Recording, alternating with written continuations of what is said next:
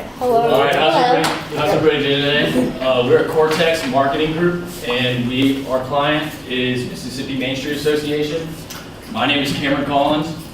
I'm Katie Della. I'm Darian Parker. And I'm Allie Sanford.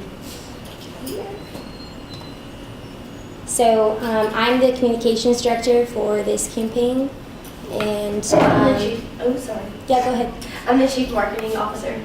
I'm the creative director. And I was the account planner. Here are our strengths. First, one of the nation's top performing Main Street programs. Mississippi Main Street has 48 smaller branches that make up the Main Street Association. It also has an impressive track record of creating jobs. Mississippi Main Street has actually helped start up roughly 4,000 new businesses and has created roughly 30,000 job opportunities for people in the downtown area. The use of MMSA's 4-point approach guideline. This is a 4-point approach that they go to, that they take into consideration whenever they're planning on doing work, renovating, or doing whatever they plan on doing to new cities. The first one is organization. This is creating a strong foundation for a revitalization effort to help bring back structure from downtown communities. Promotion is the second one. It positions downtown as the center of community, and it makes the downtown the hub for economic vitality. The third one is design. It supports the community's transformation by enhancing the physical and visual assets, such as renovating a building in a company downtown.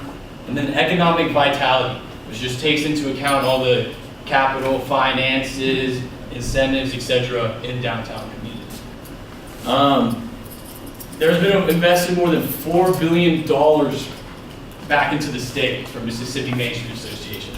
So a lot of money there. There's a lot of things that this organization has already done, and one of the reasons we're here today is because we want to help Mississippi Main Street do more. So over the past couple of years, Mississippi Main Street has really seen a drop in the number of members and investors. There's been a 30% decrease in the money of investments, and they're not able to sustain themselves anymore with that. The program is considering raising its dues in order to sustain itself, which will be difficult due to the lack of members and investors that they're seeing right now. Yes, so previously receiving $350,000 from the Mississippi Development Authority, now to only $25,000. One of the weaknesses that we see at Cortex is the social media presence. Although we feel that there's a lot of information, the websites and platforms are a little almost flooded with information that it's hard for the users to navigate. So there's been, for instance, that there's only 31 posts on Instagram right now, and as we live in the digital era, we get our information from those platforms. So yeah, definitely we see that as the biggest weakness for Mississippi Main Street right now. So at Cortex, our goal is to increase and utilize digital marketing to boost brand awareness. We feel like through the digital marketing, we are able to get the word out there of what Mississippi Main Street does, what they're about, and really convey to the audience what Mississippi Main Street does. Although the current website presents a lot of thorough value and info, it is a little overwhelming.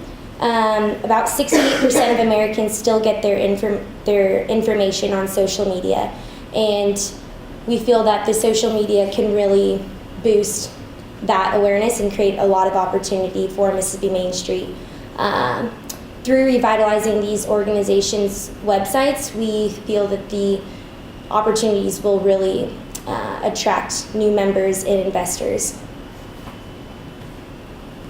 Now on to our threats. One of the threats is the lack of donations and investments from sponsors.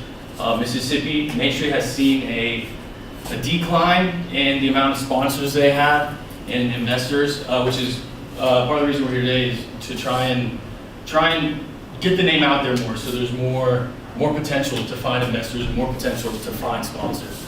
The overwhelming growth of online distributors and retail giants such as Walmart and Amazon, I'm sure you guys all know, you get on Amazon, you type in a few buttons, and you can have whatever you want to your house 2 days later. And probably because of economic reasons, cheaper than you would find in your downtown communities. So when it comes to the decision of order something for cheaper on Amazon or go downtown to get it, you kind of have to, you have to motivate people. And that's one of the things we're here to do to try. We're here to try to do that. Another thing is raising dues by 30%. Just kind of naturally how it works. If you start bringing in less money, you have to start asking for more money. That's a number that we believe if you brought in more people, the dues would go down for the people that are paying them. That's just something we believe. And I think we're good on that one. The research. So the insights people still, we feel, do not care for their friends to initiate attendance at downtown events. Yeah, I guess downtowns have kind of lost the appeal in a way, and it's not the thing to do on the weekend. Is just go downtown, hang out with your friends. It's more, we want to really like create that community more so. So yeah, we want to really change that stigma that Main Street is outdated, more so. Here we have our social media research. As you can see here, every year, majority of Americans, the percentage goes higher and higher of who's using these particular websites and sites. I'm sure most of you guys know this as well. The number one advertising source is family and friends. Most people trust what they hear, what they see based off family and friends. And that's one of the things that we've kind of talked about is how social media is really just a place that brings people together, friends and family, people you don't see very often, you can communicate with and talk to and keep a better understanding and perspective of what they're doing and what's going on in their lives. And this is what we think this is a big key, could be a big key to Mississippi Main Street, is if you made a stronger social media presence, everything is seen. Everything has a higher chance of being able to be noticed. So you renovate a building, right now it might just be, it's posted on the website. But what we're thinking is Laurel Main Street renovates a building. Laurel Main Street actually is the only Mississippi Main Street, I guess, subsidiary or branch that has its own Instagram account. And Laurel Main Street actually has, I think, 9,000, 8,000 followers in relation to Mississippi Main Street's main account only having 1,000 followers. And we believe that's because Laurel uses their social media to help, and Laurel Main Street is succeeding and it is doing well. And we believe one of those reasons is because if Laurel Main Street renovates a building, they post about it.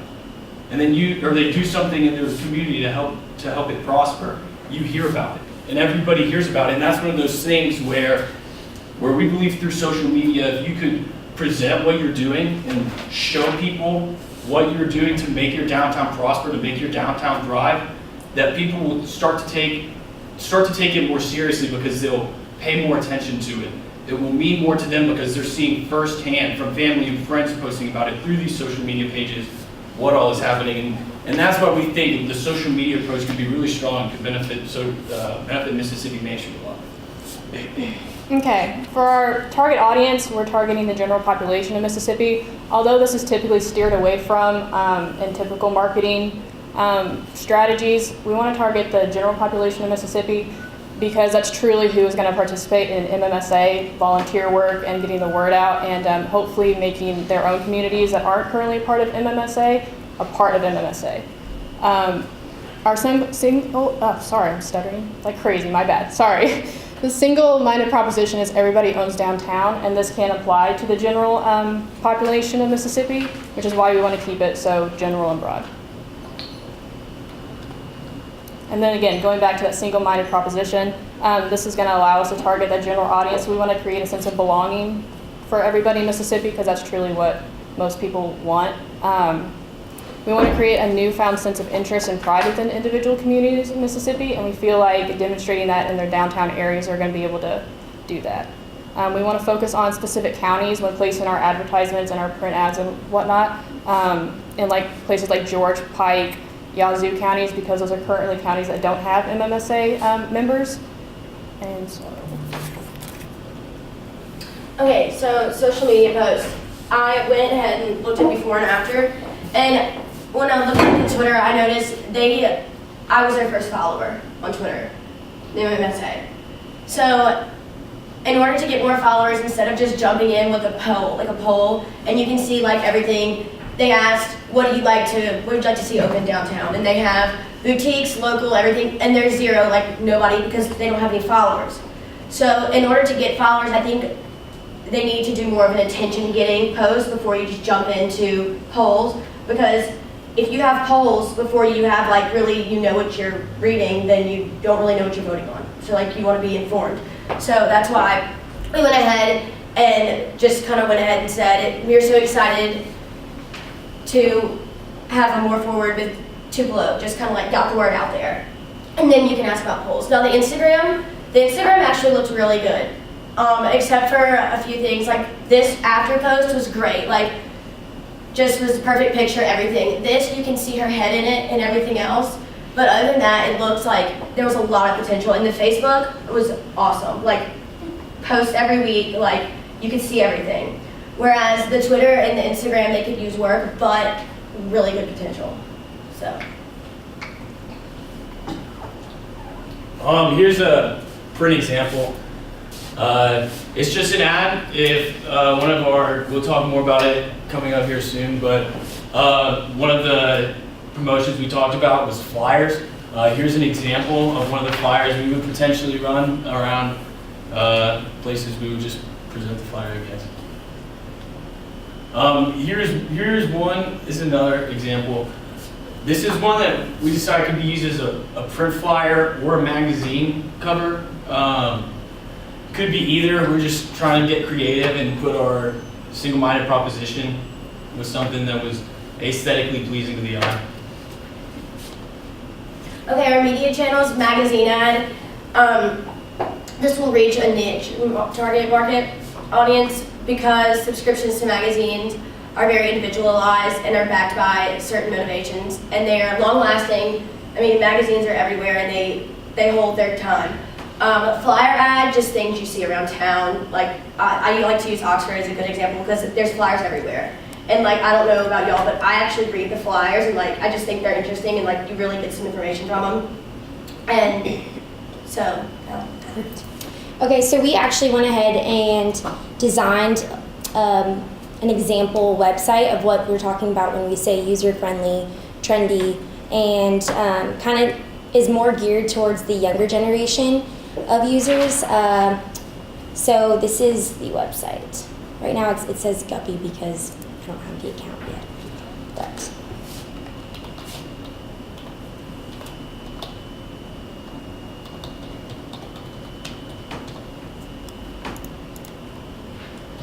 And this is an actual website that was created for this project. So, I mean, it's not like in design. so It's when pretty we cool. say, yeah, well, I'm just going to keep that there. Can you see? Okay. When we say, appealing to the eye, we want something to really, catch your attention. So that's why with this cover photo, we just feel like it's visually appealing. And just the format of this is just, we really want people to understand what Mississippi Main Street is about. I think if we can get that message out there of what they've achieved, how many businesses they've opened, but in a clear way, I think this website could really send that message. So we have a About page where we explain everything that Mississippi Main Street does, even though you guys already have that, which is great too. This is just, I guess, less information than the website now. It's just, I mean, I know I am guilty of seeing a website with just so much information. Okay, bye, which is not good. But We also have, the background history, quotes from a testimonial of one of the members. Go in and list what Mississippi Main Street has achieved in very simplified format. So we also have this subscribe down there. You'll have the projects of some of the things that you guys have worked on at Mississippi Main Street. Map here and Amory. Some awesome pictures on the website, which I found, but I found that it took a little bit of time to get to the actual gallery. Here it would be simple, you just click it and it takes you right to it. I guess it would make it easier on the user. And we also have a membership page. Where we talk about what members have done, new businesses, new jobs, business expansion, really get that out there of the success of Mississippi Main Street. We also have a sign-up page that's actually, linked. And then an easy-to-use contact. Oops. And just a contact page that explains exactly, that's an actual map of the location. The offices, main office, and email. CEO's number and name on it? That's raw data. Amazing. I guess that's what we were talking about when we wanted to say user-friendly and simplified information for. So, go back to this slide. Essentially, we believe that Mississippi takes a lot of pride in their small towns. I'm from a small town, not Mississippi, but one thing is a lot of small towns take pride in their downtowns. And one thing I've realized since being down here is Mississippi takes a lot of pride in their downtowns. I think that the thing we really strongly are trying to convey is we want more people to know what exactly Main Street is doing, because we think the more people that hear about it, the more people would be eager to help or wanting to help. And I mean, I honestly did not hear about it until this project, and then now looking at it, it is something that is a great cause. It is a great cause. It is something we want to see work. And we do believe social media, pushing it on social media, just you see a lot of attention come from things on social media because of how quick it is to share, how quick it is to relay information. And we think that's also another thing that will be easy to pull commentary from people on. See what people think the right choice to do is about something. Definitely. Okay, so more media channels. Like we've said so many times, social media, a large scoop of marketing method would be most beneficial to MMSA because of all the social media. It is a marketing jackpot, and it is one thing that everybody relies on nowadays, So that is really what we're pushing. Blog revamp, which was pretty much what Allie just said.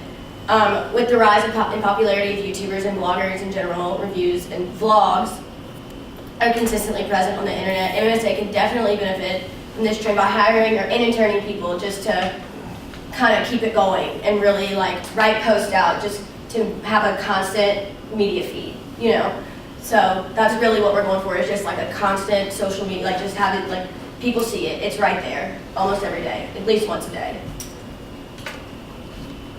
In terms of the timeline of the campaign, we want to aim this towards the summer months through May through August of next summer. We do this because more people are likely to be out and about and in the downtown areas to see the flyer ads or in the magazines looking for things to do in their local areas. We would launch the campaign in May, and then in August, as I said, use September as an evaluation period. We've launched the print ad. We dispersed the print ads over the entire summer months, beginning in May in Delta Magazine. We want to focus June on a print ad, a half or full page print ad in Mississippi Magazine. And then June, also distribute the flyers to the communities. And then we also want to do a newspaper ad, full page in the Clarion Ledger. And this is just to target, again, the wide audience of Mississippi.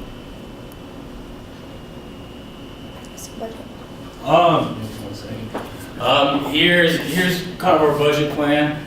Our print advertisement, we would have a full page second cover premium in Mississippi Magazine, and then 3 full 4 color pages in the Delta magazine, and we would have roughly 4,000 to 5,000 flyers, and that comes up with 51 to 65% of our budget. It all will depend on how many flyers we would have wanted to print. I'm going to come to this one last. The website redesign was free. You use internet, WordPress.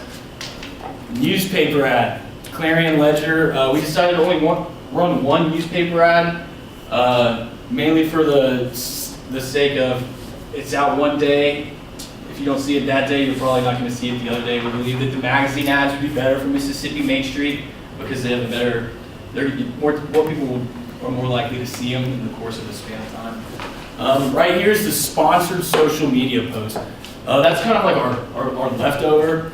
What it is, I don't know if you guys have seen them on Facebook or Instagram, when you're just scrolling and it pops up with, that's what it would be. Those run $5 per 1,000 viewers. So, I mean, that's just basis on how much money you would want to throw in there, which is fair, I guess. But that's what we have there on our budget. Yep. And then, again, with this campaign, we hope to target everybody with a single-minded proposition of everybody owns downtown. We want to include as many people as possible in order to boost volunteer numbers and hopefully membership numbers overall in MMSA. And that's basically it. Thank you for your time. Thank you for your time. Thank you. Appreciate it. Do you have any questions for the team? A question, just economics. You talked a lot about the strategy. There was a lot of focus and potential for social media. How does that line up with your where you're focusing budget resources? So 85% of your budget is going not into the space that you identified as the most critical for growth. Are you're referencing the social media and how we're mostly at it? Yes, sir. So kind of our big idea was, I kind of touched on it on the Laurel thing. So Laurel is one of their 48 communities. And Laurel is actually the only one of those 48 that has an Instagram page, and that page is actually flourishing. It has 8,000 followers, 9,000 followers. As far as the advertising goes, in our flyers and stuff, we included the ad names for the account names for the Twitter, Instagram, Facebook. But kind of what we were thinking is the social media is something that it gets its popularity from itself. And what I'm saying by that is Laurel Main Street gets its popularity from the posts it makes. It makes a post about what it has done in their community, and that's where the popularity comes from, all the people in that city wanting to see it. So kind of our goal would be is for the social media accounts to kind of bring themselves up, but kind of, for example, if you have a couple main streets in one county, you could have a DeSoto County Main Street page. And that page would be kind of so, not everybody, because right now everybody in the entire state goes to their website to find stuff out. They go to their Facebook, but they never, it's not individualized. It's all bulk. It's bulk. It's kind of what we're going for, or that's kind of what they do. But we're going for if you live in DeSoto County, it's easier for you to see what's going on in DeSoto County Main Street because it's right there in front of you. You're not going to have to go to the main website, scroll through and find what you want to find for wherever you're from. We're thinking that if you can kind of center the other Instagram accounts similar to Laurel's, they'll flourish on their own, and that's why our advertisement is more print related and with the information on it that leads to our So media. just a comment, and this is all related. Yeah. In your budget, you had website free. That was just the prototype. No, that we yeah, it's created. not necessary. I have never. it's still guppy, so it's not been launched. That was Your time is not free for anybody. Mm-hmm. The same way social media is not free for any community. They have to pay someone to manage it, to take Yes, pictures, to post yes. it. So there's a cost. Just you personally never give away your services, Right. especially if you're pitching to a client. You want to have a price tag for whatever you're spending your time on. Yes, sir. But also all those initiatives, social media is expensive. it's a career for a lot of people who get paid six figures just to generate content. So that is a cost. So as you're looking at your budget, 85% towards print media was a little imbalanced with what you presented in terms of where we should be spending the resources. Yes, sir. Thank you, guys. It kind of, I mean, a rebuttal a little bit for that. Was that's kind of like a 1 minute rebuttal. yeah, that's kind of like a long-term job. So for the campaign, we didn't really. That's something Mississippi Main Street, they would be paying them for. I mean, for like it's a long-term job. We don't know how in our campaign for it, we would have included it with the price. I mean, with the $25,000 budget, we couldn't have even paid somebody for 1 year on the social media. That's a job.